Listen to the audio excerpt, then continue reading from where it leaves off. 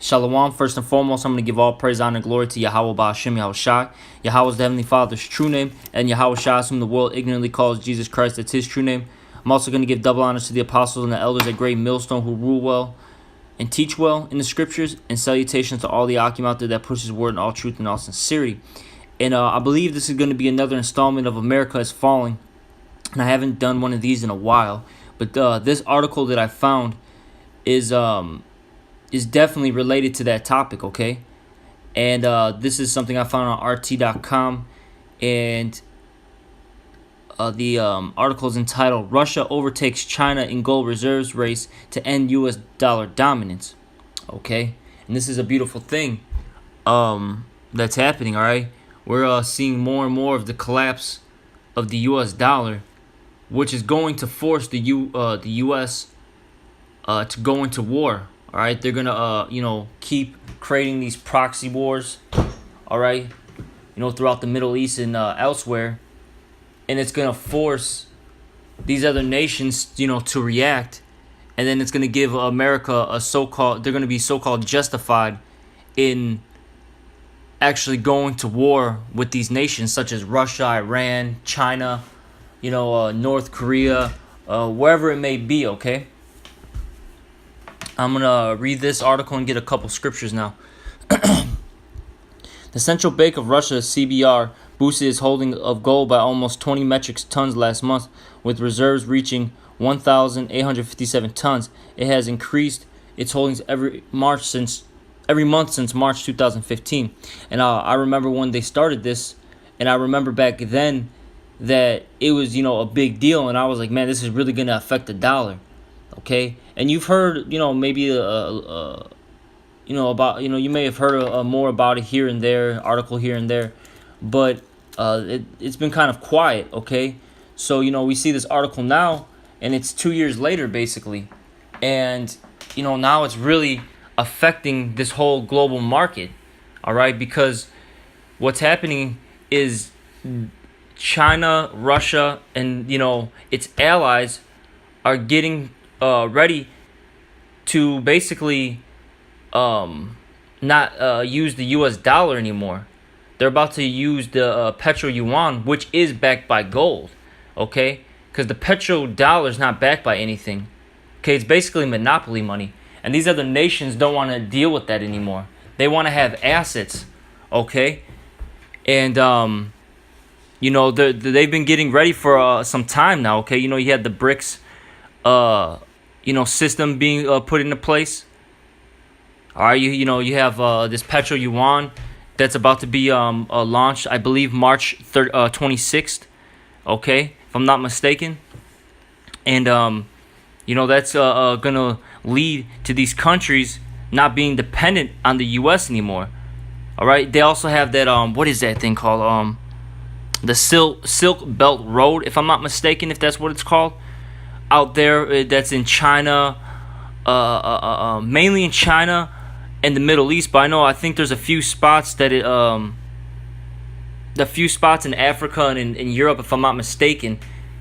It has a few stops there as well, and that's basically a sign of these other countries not being dependent on the U.S. anymore. They're moving away from the U.S. and the U.S. is basically being isolated. Okay, and that's gonna cause this dollar to crash because they're gonna take all the U.S. dollars, send it back over here. That's gonna cause hyperinflation, and this dollar is gonna crash very, very soon. All right, but see, the U.S. is not gonna want that to happen.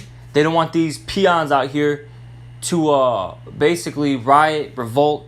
Okay, they're gonna what they're more than likely gonna do is have proxy wars throughout the entire these foreign lands. All right, whether it be in the Middle East, whether it be in Asia, Africa, so on and so forth, they're gonna have these proxy wars, which is gonna make these other countries such as Russia and China, Iran, etc. It's gonna force them to make a move, and then America's gonna get they're gonna have a justification into basically declaring war on these other countries. Okay, and that's where we're at right now. We're gonna get into that point where America's gonna have to declare war one way or another. That's the only way to keep this place afloat. All right. I'm gonna keep reading. Russia is now among the top 5 gold holders after surpassing China, which reportedly holds 1,843 tons over the last 15 years. Moscow and Beijing have been aggressively accumulating gold reserves to cut their dependency on the US dollar. Interestingly, both Russia and China publicize and promote their accumulations of gold and publicly refer to gold as a strategic monetary asset. Okay, because they want something physical. All right, they don't want to, this monopoly money which is backed by nothing. All right, they make no secret of this. But on the flip side, the U.S. does the opposite and consistently downplays the strategic role of gold. Singapore's Bull and Star precious metals expert Ronan Manley told RT in December. The U.S. claims to be the largest holder of gold with 8,134 tons, but according to Manley, that number is impossible to verify. And I remember, I don't know if this was about 2 or 3 years ago, you had Germany asking for their gold, okay, out of Fort Knox, and if I can recall, I believe America gave some of it back to them, but they didn't give it all, okay? And I'm not really too sure what happened afterwards. I can't remember if there was any articles, talking about that subject. But, point being, though, is America didn't have that gold, and they try to, basically brush it under the, try to sweep it under the rug, okay? And who knows where that gold is, all right? Who knows? All right, who knows what these elites have done with it? I'm going to keep reading. The entire story around the U.S. gold reserves is opaque and secretive. And it says, there has never been a full independent audit of U.S. gold reserves, and the custodians of the gold, the U.S. Mint and Federal Reserve of New York, will not let anybody into the vaults to view the gold or to count it, Manley told RT. Germany is in the second place with 3,374 tons, but a large portion of its gold reserves are still held in the U.S. As of last year, Bundesbank has only been able to reparate 674 tons of gold kept in Paris and New York since the Cold War. Over 50% of Germany's gold reserves are now in Frankfurt, the New York. The remainder is stored in London and New York. The International Monetary Fund (IMF) owns 2,814 tons of gold. France is the 4th biggest bullion holder. The CPR has more than doubled the pace of its gold purchases according to gold.org data. It has been increasing to the country's gold reserves to meet the goal set by Vladimir Putin to make Russia less vulnerable to geopolitical risk. The Russian gold hoard has increased by more than 500% since 2000. Russia is also the 3rd largest producer of precious metal. The government has purchased 2/3 of all the gold mined in country, buying it from local banks as the Kremlin sees the precious metal as a safe haven at a time of geopolitical turbulence. Reserve diversity is one of the primary reasons Russia buys gold, according to the CBR. All right. And I got a few scriptures now. I'm going to get James 5:1. Go to now, ye rich men, weep and howl for your misery that come. I'm going to read that again. Come to now, ye rich men, weep and howl for your miseries that shall come upon you. Your riches are corrupted, and your garments are moth-eaten. Your gold and silver is cankered, and the rust of them shall be a witness against you, and shall eat your flesh as it were fire. Ye have heaped treasures together for the last days. Okay, that's talking about the elites, but I kind of want to get on these right now, these Americans, man. All right, all this all the riches are nothing but corrupted. All right, they're all corrupted. Everything was established by ill-gotten gain. Okay. And even now, like the way they make transactions, they conduct business, it's nothing but unfair. And these other nations out here are getting tired of the the lies Okay, the deceit, and no one wants to deal with that anymore. All right, and that's why everyone's turning their back against America, because it has gave everybody the short end of the stick, so to speak. All right, America has always, come out on top. It's always been every action that they have done has been more beneficial. All right, to the U.S. whether it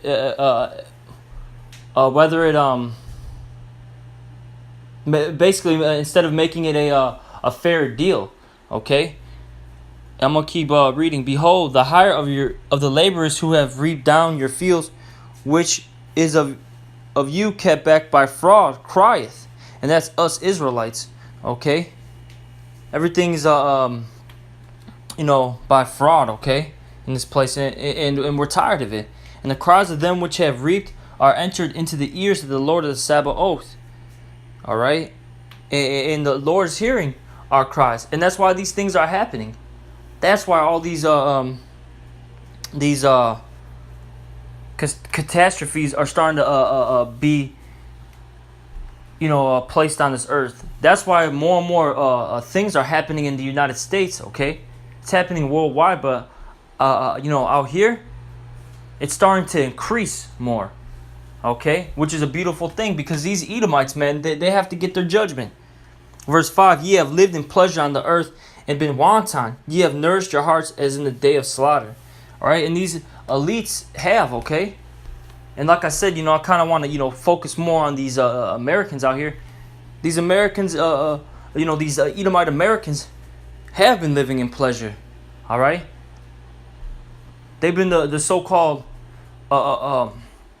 ruling class for a long time, even out of the rest of these Edomites, okay, out here in the world. The American Edomites, the most pompous, most proud.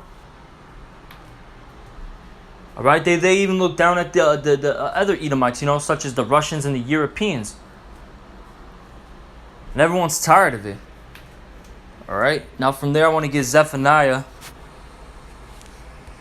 the first chapter, and the 11th verse. This is Zephaniah 1 and 11.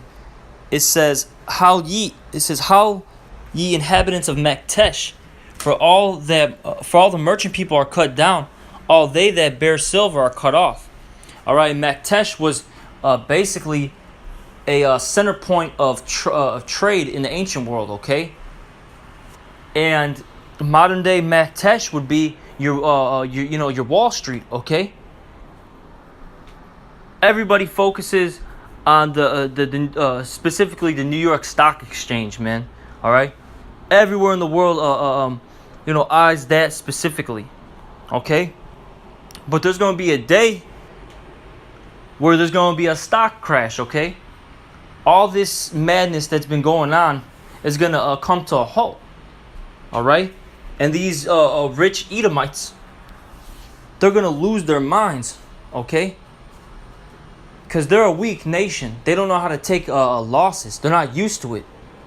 So when this happens, they're going to kill themselves. They're going to jump out of these skyscrapers. They're going to kill themselves and their wives and their children. Okay, they're just going to lose it. And that's a beautiful thing.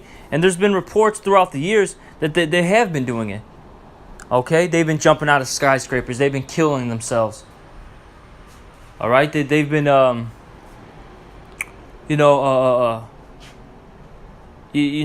shooting up their businesses, all right, or threatened to shoot up the place. These things have happened. You can research it. And a good movie to watch, I forgot the name of it, but it has Ben Affleck in it. And what's the dude that plays in Men in Black 3?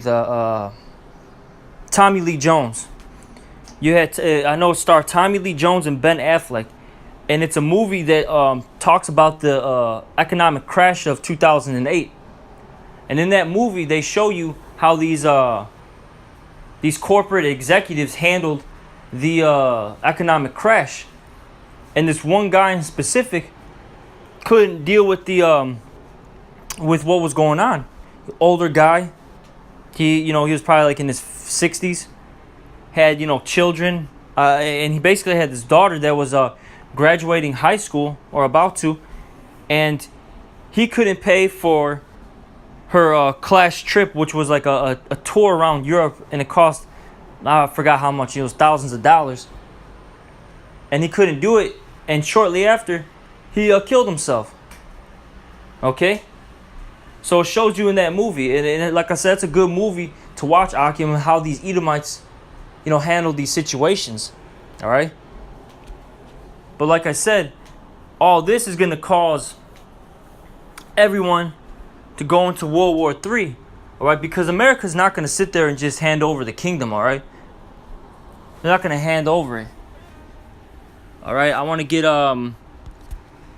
what is that, Revelation, is it 13?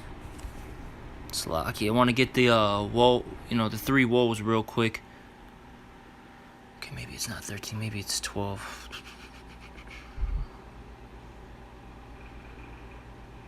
Salaki, give me one moment, Akim. I just want to find this. I know it's just a quick scripture, but right here. But it's necessary. This is Revelation 11 and 14. The second woe is past, and behold, the third woe cometh quickly. And that's what's brewing up right now. Okay, that second woe is World War II, but that third woe is talking about World War III, and it's coming quickly right now.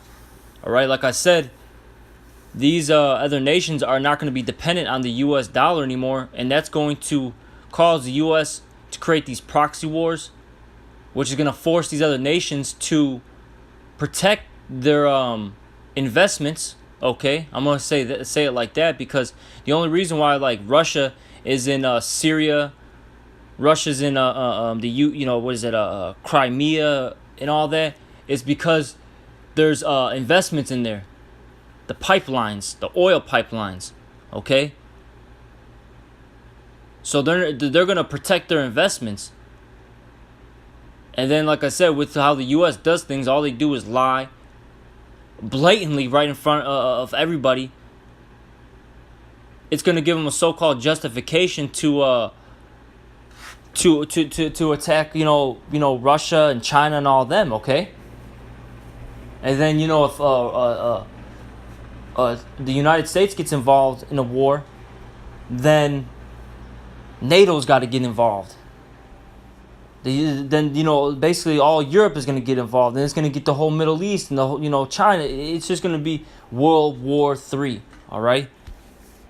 But the thing is, these other countries are eventually going to get tired of having America lead them into war, having their people killed, having their economies tank because of America. So what's going to happen is they're going to turn their backs on America. Those allies that America once had, they're going to, turn all their military assets, and they're going to America, and they're going to fire on this place, man. All right, this is Revelation 17, and I'm going to start at, I'll just start at 15. Yeah, I'll just start at 15. Just read down. This is Revelation 17 and 15. And he saith unto me, the waters which thou sawest where the whore sitteth are peoples and multitudes and nations and tongues. And the 10 horns which thou sawest upon the beast, these shall hate the whore, and shall make her desolate and naked, and shall eat her flesh and burn her with fire. Okay? And those 10 horns represent the EU, okay? When you do the history, it started off with 10, okay? Going into the ancient world, then even now, all right? That's another lesson within itself. But, these European countries are going to turn against America. And the beast, which is NATO, is going to turn against America too. And NATO consists of other nations besides the European nations, okay? They're going to attack America, man. All right? And it says they shall hate the whore. And why are they going to hate the whore, though? It's because of all their deceit All right, all their corruption. All right, and these countries are tired of it. I always bring this out when I talk about this. Is when the German chancellor said, I think it's probably almost a year ago now, when he said in a meeting, I believe, was it? No. Wait, was it Merkel? My bad. It might have been Merkel, which is a woman. All right, I don't know if she said it or it was somebody else, or I think, no, it was 2 times. It was Angela Merkel, which is the German chancellor, said that America needs to stay out of European affairs. Okay? And the reason why she said that was because Germany is taking a hit on all these sanctions against Russia. Okay? They're having a hard time with their trade now. Because not every nation has a bad relationship with Russia. Some of these European nations have a good relationship with Russia, and they're benefiting off these trade deals. And since America's stepping their foot in and saying, "Oh, this is how it's got to go down," these other countries are getting affected by it negatively. All right, she said it, and then I forgot, it was another. Maybe it was a financial advisor. I forgot who it was. Salakia. I'd have to find that article. I know I did a lesson on it, but he reiterated it basically. Okay. And I know France have said their words as well. All right. So you're seeing these allies hate the whore. All right. And yeah, they're gonna shoot their missiles and it's gonna burn her up. For the Most High hath put it in their hearts to fulfill His will. So Yahweh Ba'Shem Yahushai put it in these kings' mind to do these things to fulfill His will, because prophecy has to be complete. And to agree and give their kingdom unto the beast until the words of the Most High shall be fulfilled. The woman which thou sawest in the great city, it says, and the woman which thou sawest is that great city, which reigneth over the kings of the earth. And who's reigning over the kings of the earth right now? It's America, okay? They're the ones who are calling the shots. They're the ones who have the most influence, all right? Babylon the Great, all right? And from there, I want to just get one more. Obadiah 1:7, and it reads, all the men of thy all the men of thy confederacy have brought thee even to the border. The men that were at peace with thee have deceived thee and prevailed against thee. They that eat thy bread have laid a wound under thee. There is no understanding in him. And that's what's happening. You're seeing all these nations, or that's what you're going to see. All these nations that have been, in alliance with America, they're eventually going to turn their backs, and they're gonna backstab America, man. Okay. After all the shit that America has done throughout this world, it's gonna finally come upon them. All right. And like I said, this whole petro yuan is a huge step. Okay. It's gonna get things moving. It's gonna get things moving. And with that, I'm gonna give all praise, honor, and glory to Yahweh Ba'Shem Yahushai. Double honors to the apostles and elders at Great Millstone, and salutations to you, Akim.